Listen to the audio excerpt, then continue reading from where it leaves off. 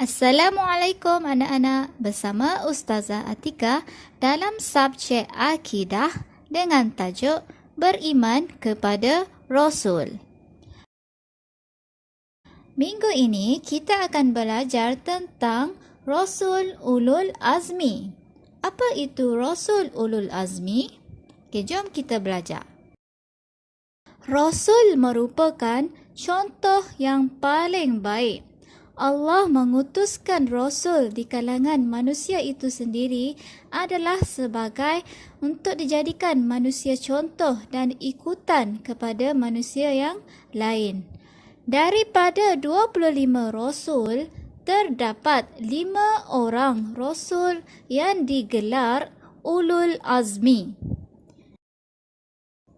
Ulul Azmi bermaksud Rasul yang mempunyai kesabaran yang tinggi, yang banyak menempuh kepayahan di dalam berdakwah.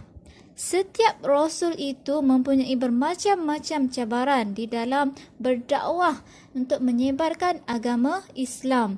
Dan 5 orang Rasul ini adalah yang tertinggi tahap kesabarannya dalam menghadapi umat-umat mereka. 5 Rasul Ulul Azmi ialah Nabi Muhammad sallallahu alaihi wasallam, Nabi Musa alaihi salam, Nabi Nuh alaihi salam, Nabi Isa alaihi salam dan Nabi Ibrahim alaihi salam. Okey, kita akan tengok satu persatu tentang macam mana dugaan setiap Nabi Ulul Azmi ini sepanjang berdakwah. Nabi Muhammad sallallahu alaihi wasallam, nabi kita dan juga merupakan nabi yang terakhir. Dugaan nabi sepanjang berdakwah bermacam-macam, antaranya Nabi Muhammad dihina, dipukul oleh kaum Quraisy dan juga cubaan untuk membunuh Nabi Muhammad sallallahu alaihi wasallam. Tetapi walaupun bermacam dugaan, Nabi Muhammad masih cekal dan sabar dalam untuk mendidik, untuk mengajak umatnya kepada Islam. Nabi Musa alaihi salam. Pada zaman Nabi Musa, ada seorang raja yang jahat dan menganggap dirinya sebagai Tuhan dan tidak percaya kepada Yang Maha Esa. Dengan itu, Allah pun mengutuskan Nabi Musa untuk memberitahu bahawa Allah adalah Tuhan yang satu dan tiada Tuhan selain Allah. Dengan ini menyebabkan Fir'aun marah dan ingin membunuh Nabi Musa dan pengikut-pengikutnya yang tidak mempercayai dirinya sebagai Tuhan. Dengan itu, Nabi Musa dan pengikut-pengikutnya lari menuju ke Laut Merah dan mereka dikejar oleh Fir'aun. Dan dengan izin Allah, akhirnya Fir'aun mati ditenggelamkan oleh laut ombak yang besar. Nabi Nuh alaihi salam.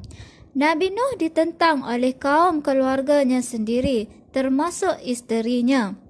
Pada satu masa, Allah menurunkan wahyu kepada Nabi Nuh yang akan terjadinya banjir yang besar dan menyuruh Nabi Nuh untuk menyiapkan bahtera.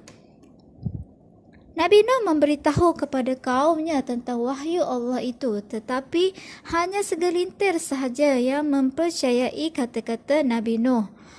Dan mereka pun menyiapkan bahtera yang besar itu.